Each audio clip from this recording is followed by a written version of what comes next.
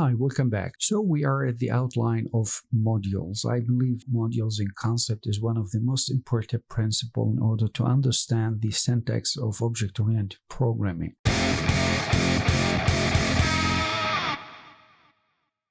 Now, basically, while we were writing a different line of codes, for example, to execute a function or maybe to assign a value to a variable, once actually we quit the interpreter, all these information and functionality or variables, their values all are lost because we've been working on a temporary memory place. In principle, whatever function that we have written or values we assign to a variable, we can pack them inside a text file, give it a string name, whatever you like, and then we add the suffix .py.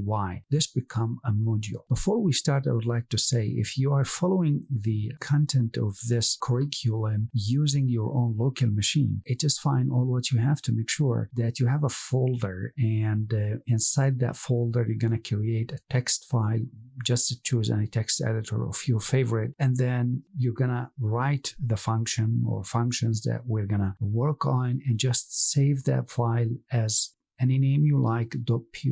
But if you are using Google Colab, we need to do a little bit extra work. So basically what we need to do, we need to point our interpreter or inform the interpreter that we have a folder that has that text file we are talking about. So what we're going to do now, I'm going to show you on the left hand side here where the table of content, and there is this one, it contains the files actually. You want to make sure that you have mount to your drive, and once you are mounted, you will have this folder which actually point down to your drive. Once you open this drive, you will get my drive, and inside there all the folders and files that you have stored or you have uploaded to your local drive on the cloud. I have created this Colab notebooks, and inside it text file.py. If I would have to click on this, opening the content of this file in what's called a text editor format. So basically inside this file I have written two functions. The first one fib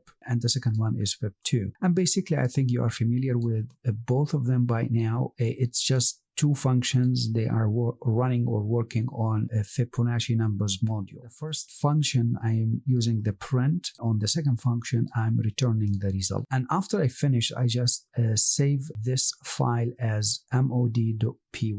This become a module, and the name of this module, it's mod, and this mod, it's actually a value for another global name variable, which we call it __ name. Now, next thing I want to copy the path. And as you could see, the copy of this path, now I have got access. Now, next thing I would like to do is to create a cell code, which I have done in here, and then paste that path. If you paste, you will get the same things as I've done here. We're going to just make sure it's within a single code just like that and assign it to a variable name, for example, a path file. So make sure you are pointing only to the folder. Next thing we want to do is to import the sys. And sys actually is another module, just like ours that we have created, provide access to some variables used or maintained by the interpreter. If I want to show you an example, okay, one function in particular called the path, print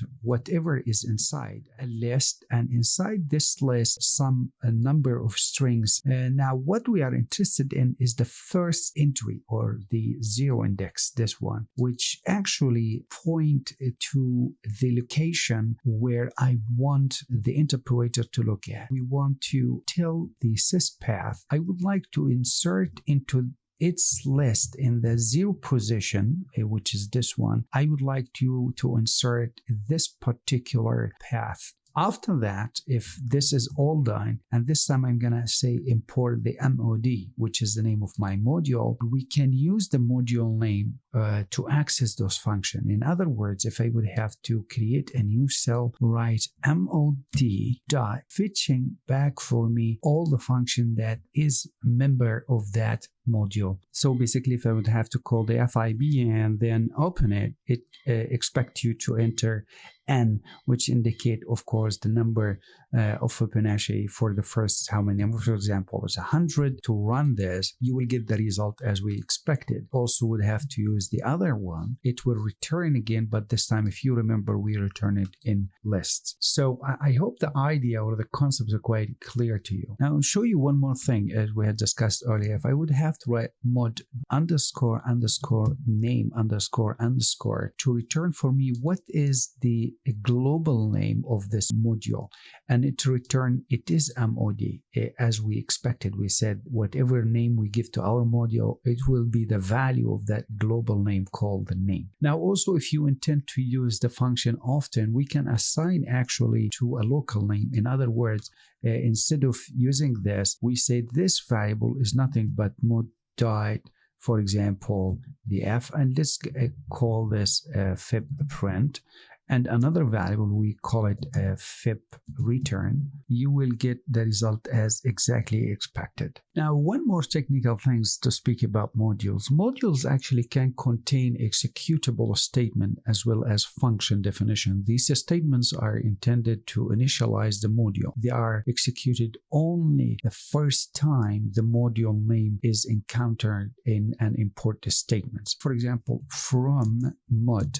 Now, I didn't import anything in particular, but I'm saying from import, I want you to import in particular one of the following function that I am aware of. For example, the fib one. Now, alternatively, instead of writing each one of them on its own, maybe I could just point by importing all. So this asterisk simple, it actually works exactly the same. So whatever function is written inside the mod, it will be imported. Now, in most cases, Python programmers don't use this facility since it introduces an unknown set of names into the interpreter. In other words, imagine if I would have like 50 functions and I'm just relying to use 5 of them. Why would I do that? So it's better always to import what you need. Now, one more thing we can do also, I could import mod one more time. We bound it to a kind of a nickname. So if I would have import mod as fib, for example, so next time if I would have to write fb dot,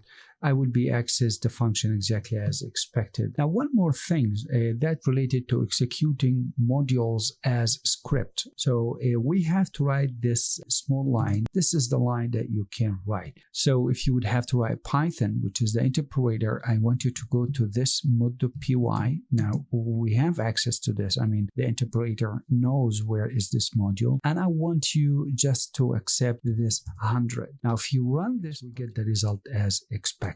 So this has been executed because we have informed the module at the end. If you are called by your main name, I want you to access to this particular function. Next, we'll be looking at the subject we call the module search path. I will see you then.